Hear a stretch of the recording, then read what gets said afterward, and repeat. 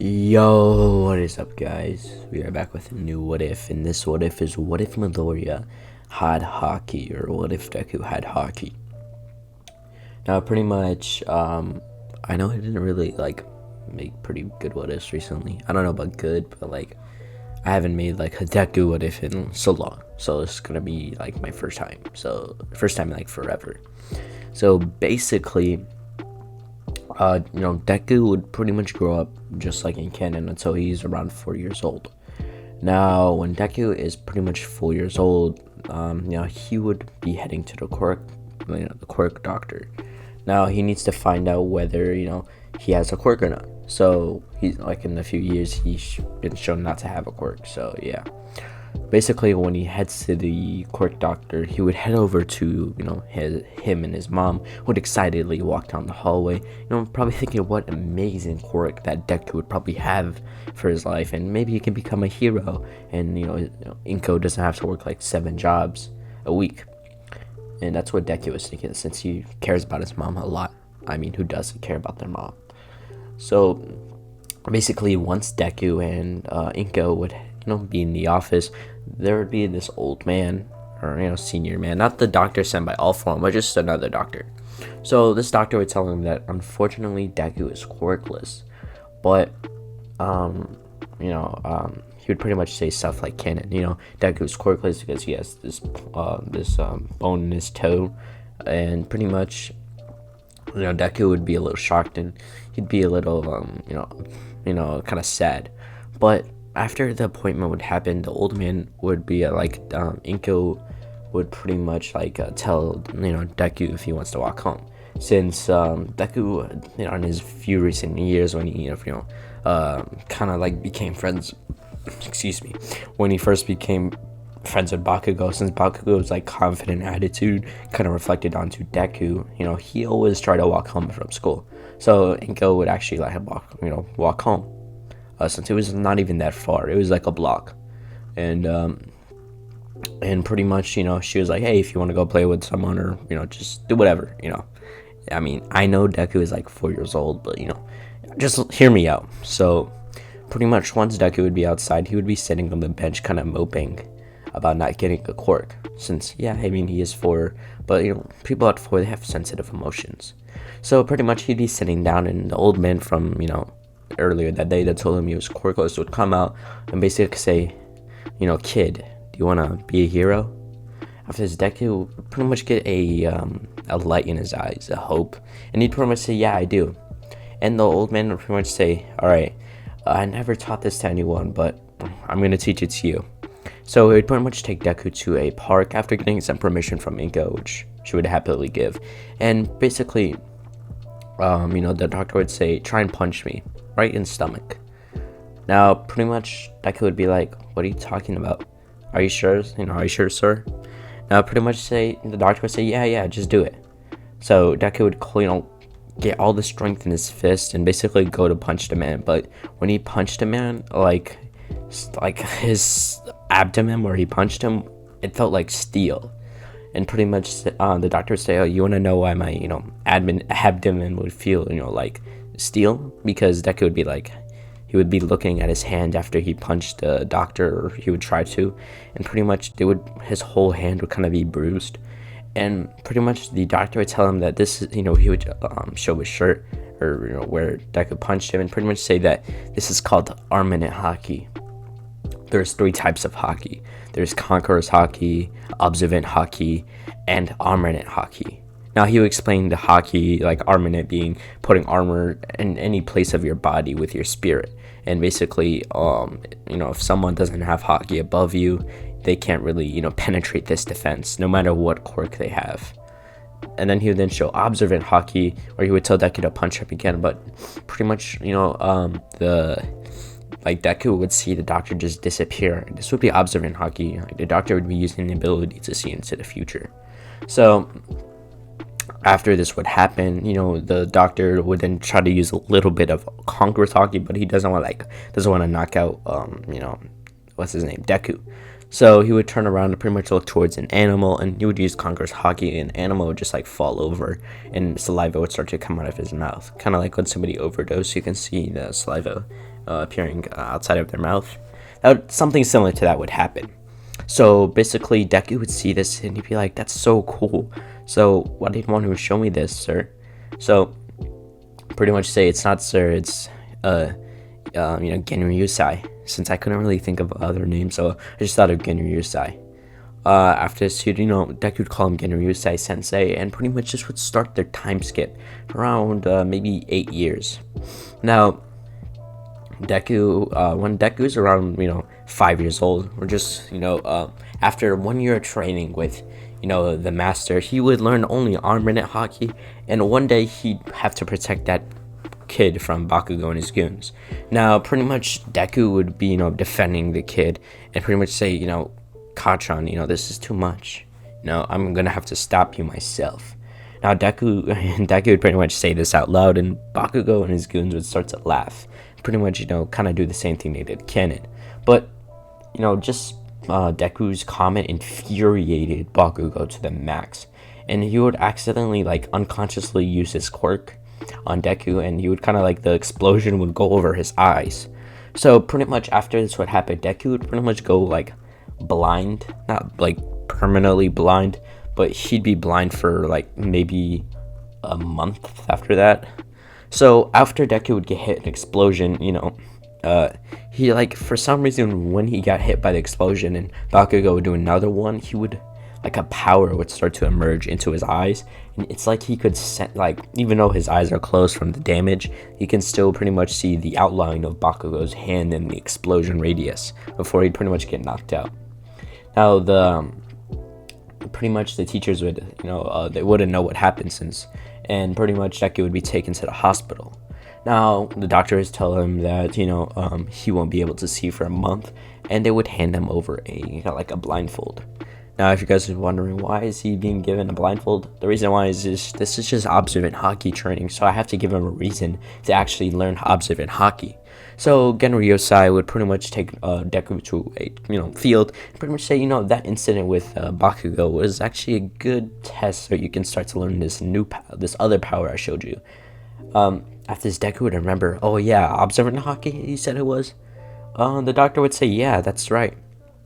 And pretty much after the doctor would show him, would get out a sword, but just keep the sheath in, he would start to swing at Deku, and Deku would start moving, subconsciously.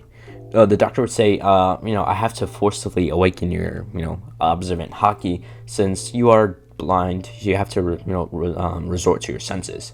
So pretty much they spent maybe the next month just doing that type of training with the doctor swinging at him and Deku having to, dodge. So the progress would be slow, and on the last day of the month, Deku would pretty much, the doctor would be a little annoyed and realize he has to do this. Now, pretty much Deku would hear the doctor unsheath the blade, and he'd realize this is the time he has to awaken this. So he'd hear the swing of the blade, and just his determination, his spirit caused him to awaken observant Haki. Now, out of nowhere, he'd see the outline of the sword, and he'd see Genru Yusai, his outline, his body's outline, but his eyes would still be closed. So pretty much after this would happen, he'd awaken observant Haki, and Genru Yusai would notice this, where Deku would raise his hand, encoding it and arming it and grab the blade, before I could stab him. After this, pretty much Genru Yusai would say, lesson complete. Now you'll be, for the rest of the time until you're a hero, you'll be learning swordsmanship and how to use armament Haki into the sword. Now, this would pretty much end their conversation, and we'll actually do a time skip to around where Deku is, 14 years old. Now, pretty much they just finished math class, and the teachers were walking. The teacher was, having a pile of paper, telling everyone that they'll be writing this to see what, high school they're gonna go to. Now, all the students were grown, they just finished math class. They don't want to do this. It's almost the end of the school, the day. So pretty much the teachers then throw up the papers, say, "Never mind, I know you all want to be heroes." Now pretty much after, the teacher would say this, all of the other students start flexing the quirks. One person pulling out their eyeballs, one person making their muscles bulge, and one young girl using her flames from her hands. Now, out of nowhere, Bakugo would stand up and pretty much say that I'm going to UA National School. And pretty much the teacher would, look towards Midoriya and say, "Oh, Midoriya, are you going to UA too?"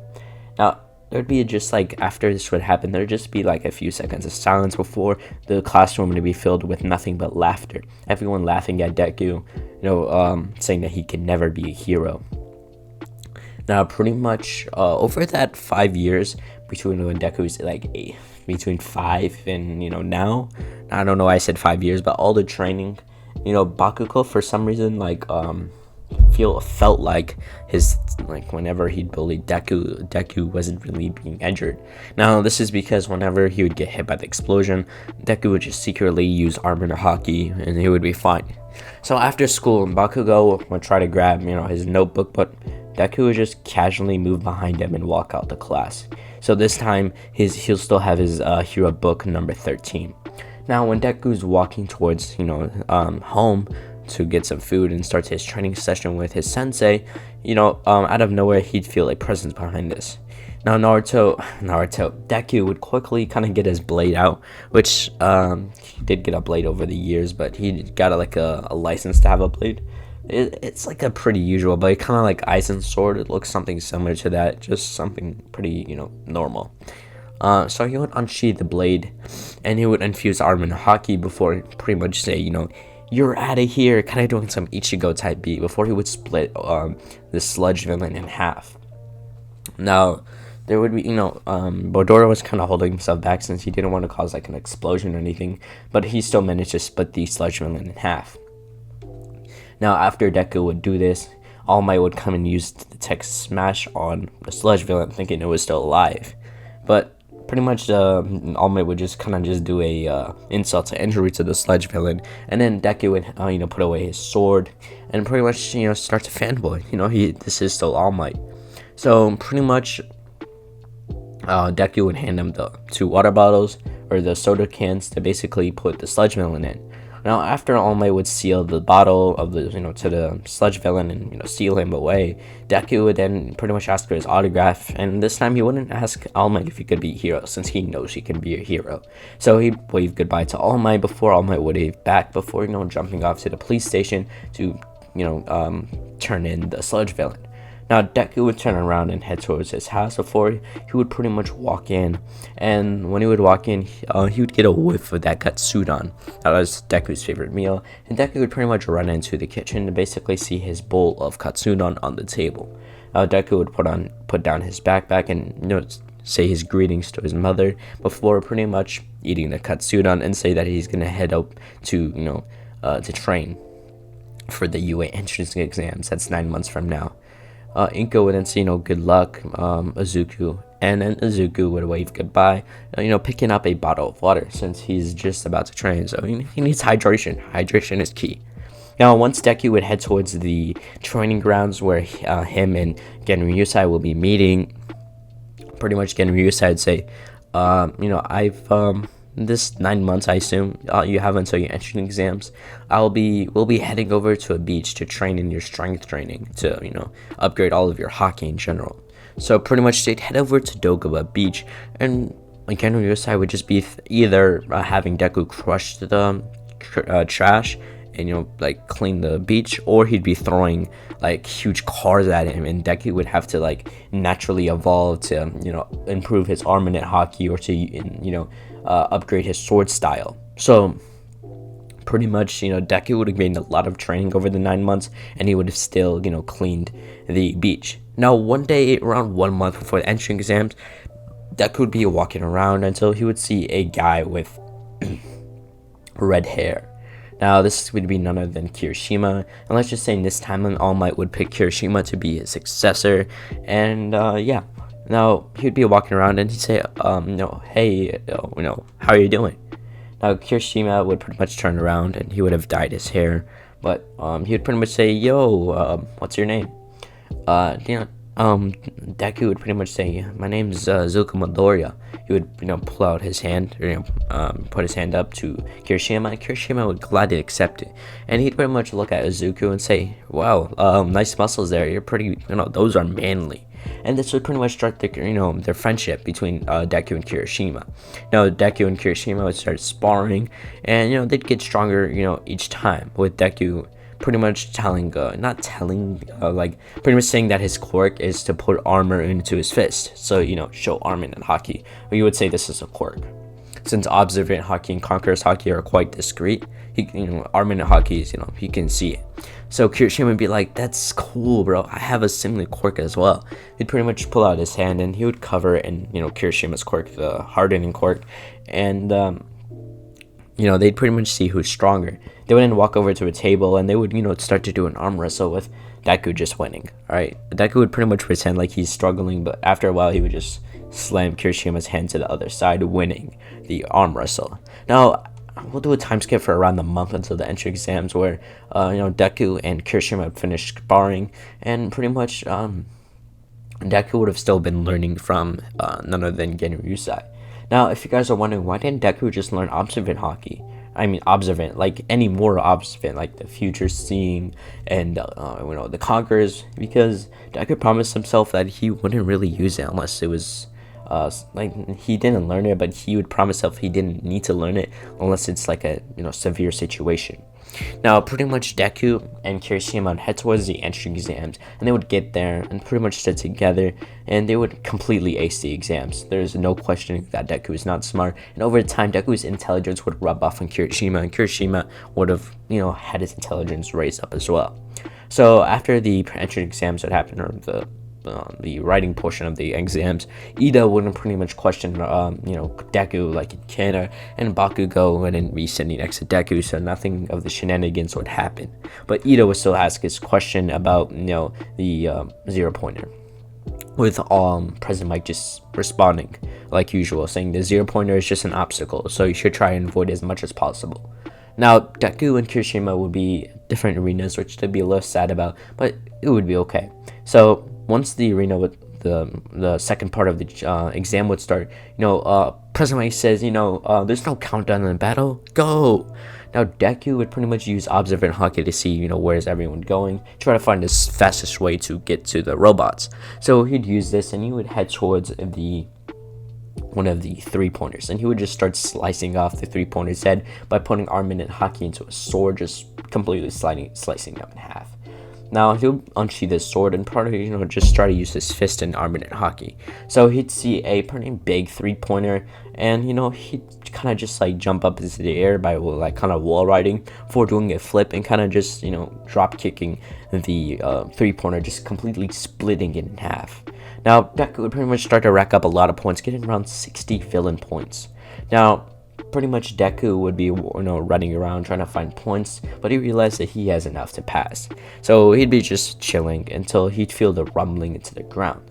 Now, he'd look around to see none other than the 0-pointer and, this girl with brown hair, which he actually saw before the start of the exams, and he actually gave her some advice, so, she isn't, freaked, kind of nervous. So Deku would see that, she's about to get stepped on, so he would unsheath his blade and pretty much get a Zenkai boost or something similar to that, and he would charge his blade with all his armament he can, and an aura, like a purple or greenish aura, would start to surround Deku before he would, kind of move so fast that he would appear behind the 0-pointer, and the 0-pointer would just get slices all over its body, just be cuts and burns all over its body before it would pretty much just disintegrate into little robot pieces. Now, Deku would pretty much pick up Uraraka and give her over to Recovery Girl, but she would pretty much heal her injuries, and all the other people that injured would get healed by Recovery Girl, and Deku would have been unscathed. Now, after Deku and everyone else would finish the entrance exams, Deku would head home. Pretty much, having a phone call with Kirishima saying that he got a lot of points and stuff like that. And Kirishima would say that, he got a lot of points as well, respectively. And he thinks they're both going to pass. And, they both wonder if they're going to be in the same class after, and pretty much after they'd have their phone call, they would hang up and Deku would go eat some katsudan before heading to sleep. Now, after the weekend would, end, and, Deku would hear a knock at his door. Now, when he'd open the door, there'd be like two agents there, and they would have the UA symbol. So Deku would then receive a letter, and he'd go upstairs, like by the living room, and he would, open the letter, and there would be a voice message from All Might, basically telling, Deku that he, completely annihilated the record, and pretty much that saying that he passed and got, rescue points. So he got around 120 points in total. So after All Might would tell him this, the message would self-destruct, and pretty much him and his mom would start to celebrate that he passed, and he'd tell Kirishima that he's passing and that he's going to 1A. Kirishima would be like, whoa, dude, you're going to 1A too? Same. That's so manly. Something like that. I had to change my voice tone there. But basically, this will be the end of this episode. Deku and Kirishima would realize they're in Class A. Deku would pass Class A, and there'd be more plot development between, Deku and Genryusai Yusai. So this will be the end of this episode of part 1 of What If Midoriya Had Haki. And without further ado, guys, have a good day.